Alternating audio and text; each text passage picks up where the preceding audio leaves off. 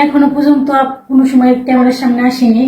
আজকে প্রথম আপনাদের সামনে ক্যামেরার সামনে আসলাম। ক্যামেরার সামনে মূলত আসার কারণ আমার পারিবারিক খুবই সমস্যা, তো এই সমস্যার কারণে আপনাদের মধ্যে শেয়ার করার জন্য ক্যামেরার সামনে আসা। তো আমারও তো বয়স হয়ে যাচ্ছে, এই কারণে আর কি বিয়ে করতে চাই। যদি কেউ কোনো ভালো পাত্র থাকে অবশ্যই কমেন্টে। সম্মানিত দর্শক, আসসালামু আলাইকুম। জীবনের গল্প অনুষ্ঠানে আপনাদেরকে স্বাগত। আমাদের ক্যামেরার সামনে দাঁড়িয়ে আছে সেই মিষ্টি কিউট আপু। সে আসছে সিরাজগঞ্জ থেকে, শুনবো তার জীবনের গল্প। আসসালামু আলাইকুম আপু। ওয়ালাইকুম আসসালাম। আপু, তোমার নাম? আমার নাম স্বপ্না আক্তার। স্বপ্না আক্তার না? দেশের বাড়ি কোথায় আপু? সিরাজগঞ্জ। সিরাজগঞ্জ। ফ্যামিলিতে কেউ আছে? হ্যাঁ আছে, মা বাবা আছে, ছোট বোন আছে। ছোট বোন না, মানে দুই বোন আর মা বাবা না? আচ্ছা, বাবা কি করা হয়?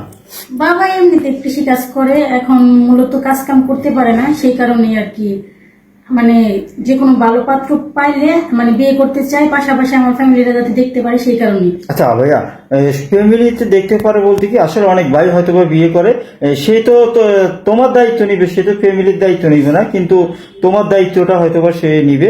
এখন আপু, যেহেতু আমাদের এই ক্যামেরার সামনে আসছো, হ্যাঁ, আসলে মূল বিষয় মানে কি কারণে আসার উদ্দেশ্য সেটা একটু ভালোভাবে একটু বলবা, যেটা আমার এখন পারিবারিক ভাবে সমস্যা আছে, আর আমারও তো বয়স হয়ে যাচ্ছে, এই কারণে মানে ভালো কোনো পাত্র পেলেই বিয়ে করে ফেলবো, সেই কারণেই তাই ক্যামেরার সামনে আসা।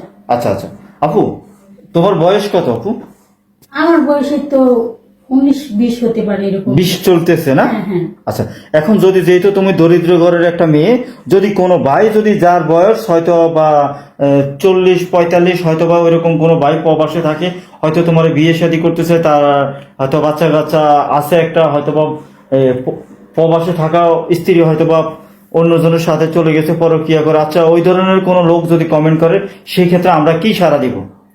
একটা কথা হচ্ছে, মন ভালো থাকলে তাহলে বয়সে কোনো সাবজেক্ট না, কারণ তার যে মন ভালো হয়, বয়স হলে আমার কোনো সমস্যা হইব না, তাকেই বিয়ে করবো। তাই নাকি পরে প্রতারণা করবা? না না কোনো না, প্রতারণা করবো না, কারণ আমরা গরিব ঘরের মেয়ে, আমাদের মনের মধ্যে কোনো প্রতারণা নাই।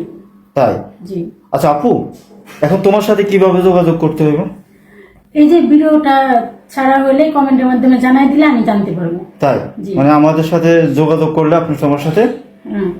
দর্শক, আপনারা শুনছেন তার জীবনের গল্প। যদি ওকে, নাজমাকে আপনাদের ভালো লেগে থাকে, নাজমার দায়িত্ব নিতে চান, এমন কোনো ভাই যদি থাকেন, তাহলে অবশ্যই অবশ্যই আপনারা কমেন্টে করবেন আর আমাদের সাথে যোগাযোগ করবেন। আমরা চেষ্টা করব আসলে চাচ্ছি যে আমার মনটা একটু ভালো থাকবে, তারপরে আমার সাথে সব কথা শেয়ার করবে বা আমাকে ভালোবাসবে, এরকম একজন মানুষ হলেই হবে। তাই। জি।